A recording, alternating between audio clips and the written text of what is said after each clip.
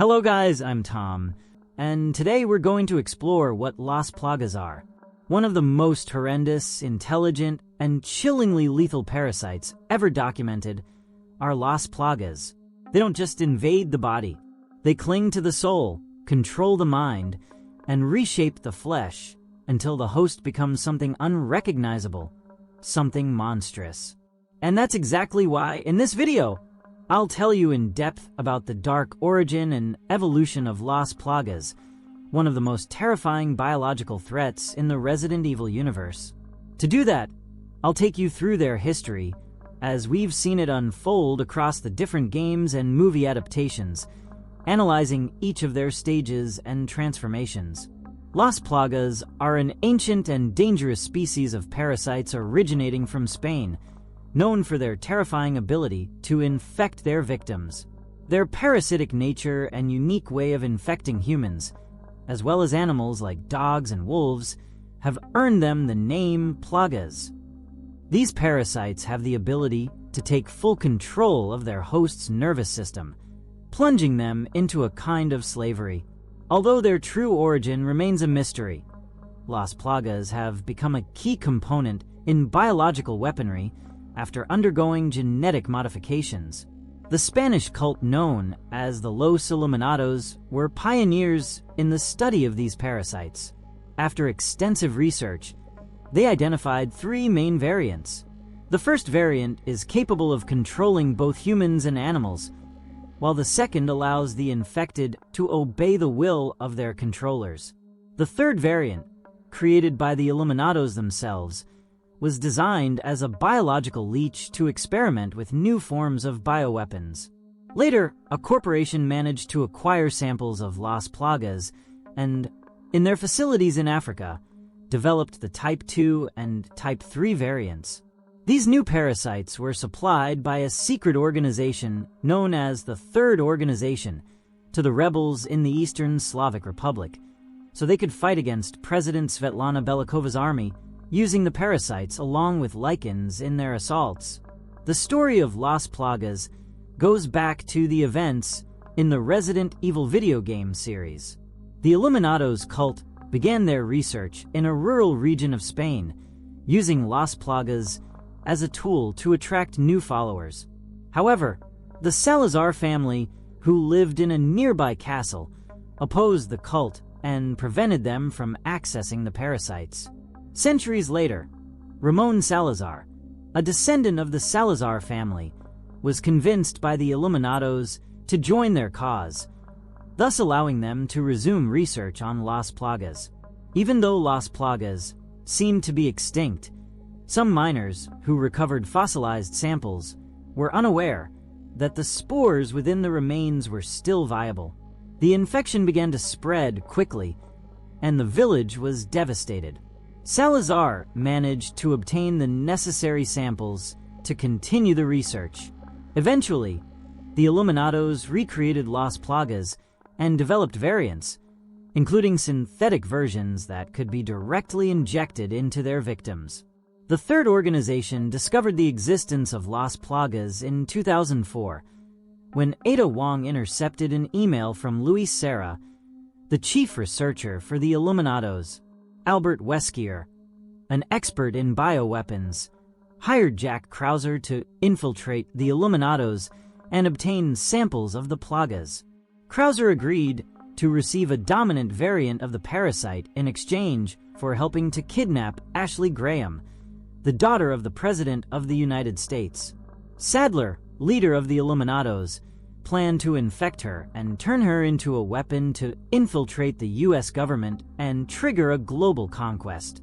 Over the years, Weskier and the pharmaceutical company Tricell, now with access to new variants of the Plagas, used types 2 and 3 to infect civilian populations in Africa, transforming them into Majini, who were then used as bioweapons in the fight against the BSAA, an organization dedicated to stopping the spread of these biological horrors.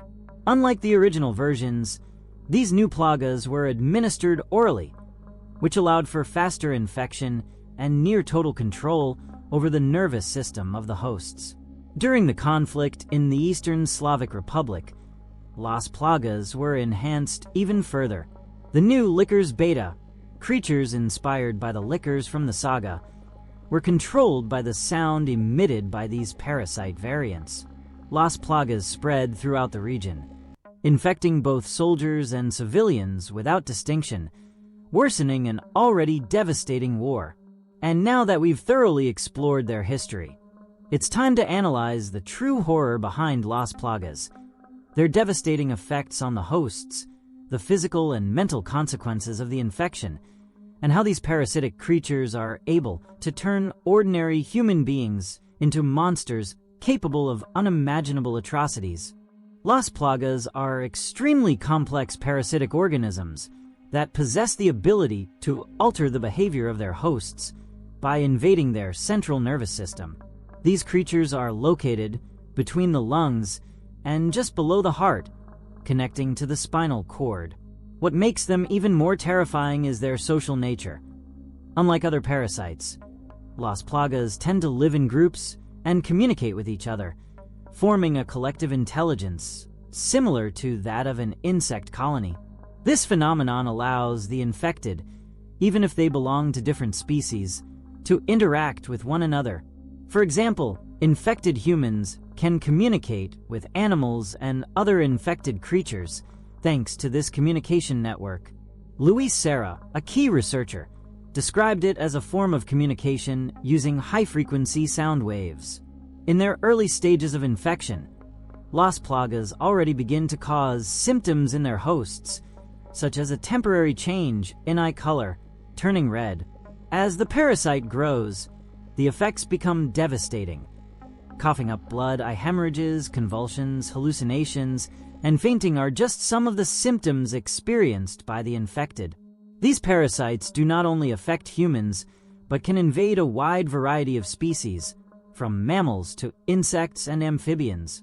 This versatility allows them to create mutations in their hosts, such as the fearsome regenerators or even giant creatures. Los Illuminados, a dangerous cult led by Sadler, were the first to experiment with enhanced versions of Las Plagas. These versions grant the infected superhuman abilities. Unlike common plagas, these enhanced forms do not cause visible mutations, but can detach from the host if it suffers severe physical damage. In this process, the plagas take on an arachnid form and seek refuge in the dark due to their extreme sensitivity to light. Types 2 and 3 of Las Plagas, which affected the population in Africa, exhibit even stranger mutations. Some infected creatures have tentacles inside their mouths, while others can open their jaws completely, revealing a series of fleshy petals used to attack violently. These plagas are not vulnerable to sunlight, which allows them to attack even in open areas. However, they remain sensitive to flash grenades, which effectively eliminate them. In their most advanced form, some of these creatures can fly, adopting an appearance similar to mutated bats with tails and stingers. In the 5th game of the franchise, the infected begin to extract plagas from their mouths to spread the infection. This process, while intriguing, remains a mystery in terms of how it is carried out in detail. One of the most fascinating characteristics of Las Plagas is that they do not block the host's nervous system, unlike the zombies created by the Ouroboros virus, meaning the infected can still experience pain. This ability allows them to perform everyday activities without showing visible signs of infection, making them even more dangerous. The host's willpower plays a crucial role in resisting plagas control. Individuals with strong willpower can resist being controlled, which makes these people a threat to those trying to subjugate them. This phenomenon led Sadler and his cult to eliminate those who oppose their beliefs, fearing they might rebel. The life cycle of Las Plagas is simple yet terrifying.